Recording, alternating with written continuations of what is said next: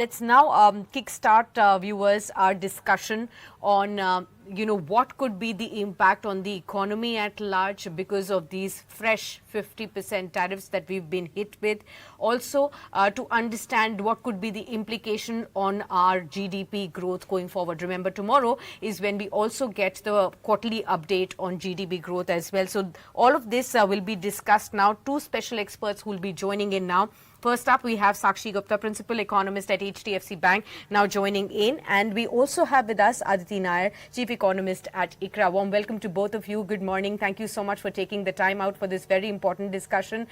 Good to be having both of you with us to decode for us what will be the on-ground impact of these tariffs and what do we expect on the GDP front as well. Kickstarting with you, Sakshi, help us understand, of course, we've been looking at so many sectors that have high exposure to the exports in the US that could face the first set of the blow. What is the clear impact on the GDP growth that you expect of this 50% tariffs if these have to stay till the end of FY26? Right. Good morning. Thank you for having me on the show. When we are kind of trying to understand the impact on GDP growth, our estimate is that these 50% tariffs, if they kind of continue, the downward impact on GDP growth could be close to 40 basis points from our baseline, which is 6.3% GDP growth for this year. Clearly, we know that a part of our exports to the US are exempted from these tariffs as of now. So, large sectors like pharmaceuticals, semiconductors, etc. But at the same time, there are a number of very, very labor-intensive sectors that can have, that are like, gems and jewelry, textiles, that will have, also second-round effects play out, both in terms of, their exports to the US, but also in terms of their implications for the labor market.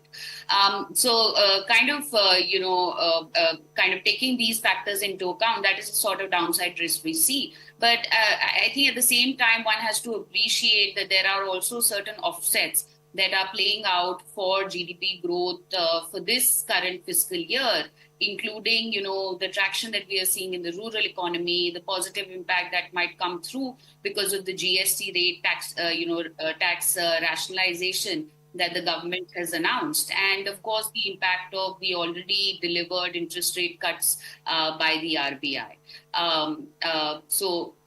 That's my assessment on the growth front. I think these are certain things that we look out for. Sure. So 40 basis points kind of an impact on the overall GDP growth if these tariffs are to sustain till FY26. Let me come across to Aditi as well. Help us understand, Aditi, what's your base case for FY26 GDP growth rate, and what kind of an impact are you penciling in because of these tariffs so far, or are you just looking forward to some finalization on this front to come in, because we are not yet ruling out any further negotiations as of yet? Yeah, thank you so much, and thanks for having me on the show. So we are basically now looking at FY26 GDP growth coming in at around 6%. And this is what we had taken, the baseline projection we had made before the penalties kicked in. But it was also pre the GST announcement. So as of now, we're holding on to 6% because there is some amount of lack of clarity on both of these fronts, whether further negotiations will help to offset the penalties, do away with the penalties, and also really when will the GST rationalization come into play and in what form. So Sakshi's already spoken a lot about the tariff impact. Let me talk a little bit more about how we're seeing the GST impact possibly playing out. So for the second half of this quarter that is currently underway, there may be some amount of delay in discretionary purchases on the presumption that they will become cheaper, presumably after Diwali. So there are some items that are bought in anticipation of the festive season. Those will be bought before the festive season. But something that's discretionary, where the timing is not really tied to the festive season, that is something that can get deferred to after the GST rationalization actually happens. So there could be a little bit of a blip. We are projecting the Q1 GDP growth number, which we'll get tomorrow, as you said, at 6.7%. And from there, I think 7. The GDP growth at 6.7%. Okay, this is higher than the MPC estimate. Yes, it is. Okay. Q2 might show a downward blip. If the GST rationalization happens by Diwali, then Q3 could see a little bit of a pickup, and then Q4 could see another downtrend. So we are anticipating a bumpy, volatile sort of momentum on the GDP growth front this year. Now, why is the Q1 GDP growth as high as 6.7%? There are two major reasons for that. One, we've seen a lot of upfronting of capital expenditure and a very high growth on a low election curtailed base for both Government of India and for the state governments in their capex in Q1. And also, we did see some amount of upfronting of non-oil exports to some geographies, particularly to the US.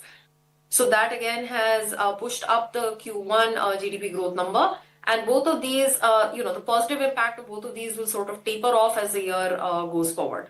So that's something that will pull down the headline GDP growth numbers. And the average, of course, for the full year being 6% does mean that at least a couple of quarters are likely to be sub 6 and, maybe in the range of 5.5 to 6%. Okay, got that. Bringing in Sakshi again into the conversation, how much of do you think what you mentioned already, the positive impacts of a normal monsoon, pickup in the rural economy, GST rationalization, how much of all of this can cushion the impact of the 50% tariffs that we are hit with? Right. For this year, look, the rural story, I think, will continue throughout this year. We are coming on the base of very good monsoons and agriculture production last year and now this second year, right? So the momentum on the rural side, I think, will be pretty strong. And I think that is one of the biggest supports to overall GDP growth that we see. On the GST rationalization bit, I think that we are penciling in about a positive impulse of, 20 basis points that might come through. And, most of it, we expect that to play out in the third and the fourth quarter of this year. So, I agree with Aditi that the second quarter could actually see some slowdown or moderation as households choose to kind of delay some of their discretionary spending until the GST rates are announced. Look, I think at the aggregate level, I would say that, the rural economy, momentum as well as this impulse from the GST, rate cuts, while it does offer, some amount of cushion, I don't think that this in itself would be enough to completely offset the drag that we will see from the tariff impact. Moreover, I think we are yet to see a slowdown just because, the US economy is also expected to slow down. So I think that impact both on goods and services is also something that is not being witnessed yet. And I think by the end of this year, that is an additional drag beyond the tariff, play that could also weigh. And that is exactly why, on a net basis, we are looking at a downside risk to our baseline forecast despite the offsets that, we are discussing. Okay. Aditi, coming back to you, when it comes to some of the aspects that you mentioned, I want to understand on the private capex that's already been, slowing for such a long time. And now with these additional uncertainties, do you further see a delay in private capex is one? Secondly, because of these tariffs that are hitting labor-intensive sectors, do you expect some kind of subsidy, some aid, financial assistance from the government to come in? What is that likely to have an overall impact? Plus, we have GST rationalization. That's again going to cost the government in some or the other bit. So how are you looking at these aspects?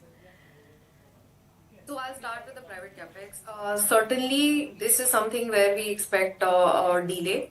And in fact, we started the year with a 6.5% growth forecast for the Indian economy, and we've lowered it in 2 rounds to 6% now.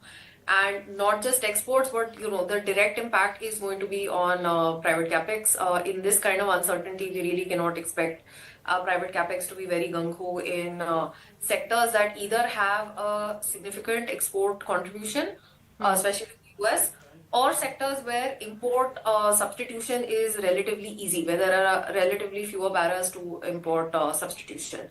So, I think that's something that's a given. And the fact that we did have the headline capex growth being quite strong, particularly in Q1, will help to start with. That impact will start tapering off.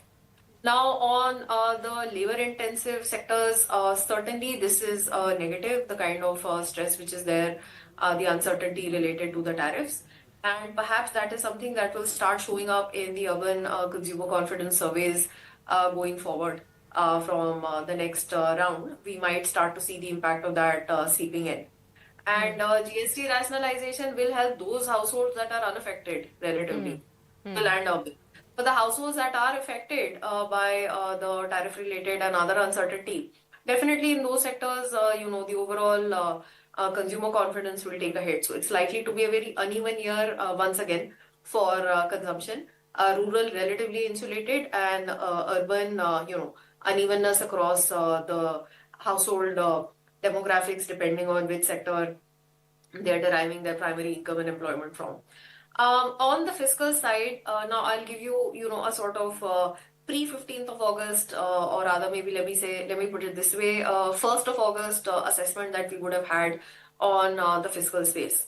So at that point, we would have thought that there is about a buffer of 50,000 crore coming in, particularly from higher non-tax revenues that can help to offset either any dip in tax revenues or push up expenditure. Now, the dip in tax revenues could have been from direct taxes, which haven't done too well in the first few months, or from any revenue loss related to GST, as has now been, the GST rationalization has now been announced, but we're not quite clear on the final design, and therefore we're not quite certain on what kind of revenue loss implications that has. Or it could have been used for higher expenditure, either on capital, on the capital side, or to give some sort of support to the export focused sectors. Right. One question that I have to ask both of you to help me decode is that what we are looking at as the relationship between US and India because of these ongoing trade tariff war or talks kind of a situation. Has it dropped to an all-time low? What does that lead us to do? I mean, for now, Sakshi, maybe you can begin by helping us understand. While India is not a very big partner or a trading partner with the US is our largest trade partner. So what are the options available with us, at least at this point in time, to be able to, yes, like Prime Minister Narendra Modi said, we have to safeguard our domestic industries, but yet at the same time, we cannot just put an oversight on our largest trading partner and see, how long can we actually sustain with this kind of a tariff? At 50%, of course, we realize that, these are extremely prohibitive, tariffs. It's almost like a trade ban that, it essentially implies that. But at the same time, I don't think that, bilateral talks with the US are, we should see this as a signal that we will not have further developments in terms of bilateral talks with the US. I think that is going to continue going forward. And, I would expect that over a period of time, as India tries to kind of iron out certain, details with the US, hopefully over the coming months, there will be some sort of a trade deal, that we are able to strike with the US. At the same time, as you mentioned, I think that this is a good opportunity for India to also start looking at, ways to kind of support domestic manufacturing further. And in terms of our export strategy, look at other markets where, there is scope for diversification, right, in a number of products. So, for instance, gems and jewelry, while US is our largest trading partner in terms of that sector, I think that, we do have considerable exports also going to, the Middle East, UAE, parts of Europe, etc. So there is scope for us, in certain segments to start looking at other markets, in terms of de-risking our export basket, and in general looking at, how we can grow exports over the medium term. So I think it has to be, from my perspective, I would see this as, the trade policy in general going forward being dual in nature, where we are looking at diversification, but at the same time working towards some sort of trade deal, hopefully over the coming months with the US. Absolutely. Aditi, coming to you with the same question, but also with the fact that, the statements coming out from the US government is startling to say the least. I mean, advisor of Donald Trump, Mr. Peter Navarro, we've heard from him how he's talked about the Russia-Ukraine conflict as Modi war. He's slamming India's trade negotiations as arrogant. He's insisting on the road to peace running through New Delhi, and he's insistent that the day we stop buying Russian oil, we could be back to a 25% tariff. How are you looking at all of these statements? Because, so far we were understanding the trade talks have to be either on the basis of the relationship that we share or on an equal footing on where their industries benefit, and it's a win-win for both the countries. But now it's coming from a third angle that, you are benefiting from, an enemy, and therefore we are going to be penalizing you. So how are you looking at that? Look, I think nobody really expected a situation like this where statements such as these were being bandied about on a daily basis. I think a lot of it is posturing and negotiation, and once the dust settles on this entire episode, it's going to be a great case study for game theory. Absolutely. Okay, so in the end, I'll just take one view from both of you. Help us understand when it comes to what do we expect? What are the ways ahead that you see the Indian economy going forward to? And what is your key takeaway from the current scenario that all of us should be, looking forward to as a key trigger for the economy? Sakshi, starting with you. Well, in the near term, key triggers that I would be actually looking for is the government's response and what sort of fiscal support they come out with in terms of hard policies, for exporters, particularly MSME exporters or sectors that are, expected to be hit by these tariffs. So I think that is something that I would closely kind of watch out for in terms of, just general macroeconomic impact or assessment even for this year. Okay. Aditi, to you as well, we do expect a shortfall in our exports from over $80 billion to under $50 billion now. How do we make, up for this? So a couple of things, in terms of triggers, I think one of the close things that I'm going to be watching out for is whether the government of India does give a second tranche of tax devolution over and above the normal one in either September or October. That would suggest that they are more confident on the tax side, and will also help us to, in conjunction with the borrowing program for H2, get a better handle on how the fisc might turn out to look. And how do we make up for the lost exports? It's going to be hard in the near term, but over the medium term, obviously, we need to have a strategy for diversification, just as Sakshi said. Beyond that, in terms of the current account deficit, our baseline expectation for this year was as low as 0.6% of GDP. But with the 50% tariffs, it could go up to about 1.3% of GDP, which is still very low by what economists like us are used to, thinking that we start to get alarmed at 2.5%, 3% of GDP. So even if it goes to 1.3% of GDP, I think broadly it should be okay. Might be a little bit of stress on the financing front, and in that situation, we would see a drawdown in reserves. But so far it's not looking like it's going to be a disaster on the current account deficit front. Any key benefit of the sovereign ratings upgrades that we are looking at that we should be hoping for, Aditi? I'll leave that to Sakshi to answer. As you know, my parent is Moody's, so I'll have to stay mum on this one. Yes, Sakshi. Well, look, from a medium-term perspective, of course, the sovereign rating upgrade bodes well for India, right? I think that we did see little reaction from the market. I mean, very short-lived reaction for now because there are so many other things that are happening and the market is obsessing over. But if you look at the experience of other emerging markets, and what has happened with them when you do see a sovereign rating upgrade, I think over the medium term, it does have positive spillovers for things like FDI, of course, FII, investments. So, I think it is a positive. But for now, there is too much noise for us to kind of, talk about or reap those positives, in the near term. All right. Well, this conversation could have actually gone on. There are so many aspects that we have to discuss, but we leave it for some other conversation as well. We are out of time on our morning edition. Thank you so much, Aditi, and thank you so much, Sakshi, for sharing with us all those insights. We'll, of course, look at what tomorrow Aditi has pointed out. Her expectation is 6.7% on Q1 GDP. Let's see how that augurs. And of course, we'll be speaking to both Sakshi and Aditi following those numbers are coming out as well. Thank you so much for being with us. Thank you. If you like the video, do like, comment, share and subscribe.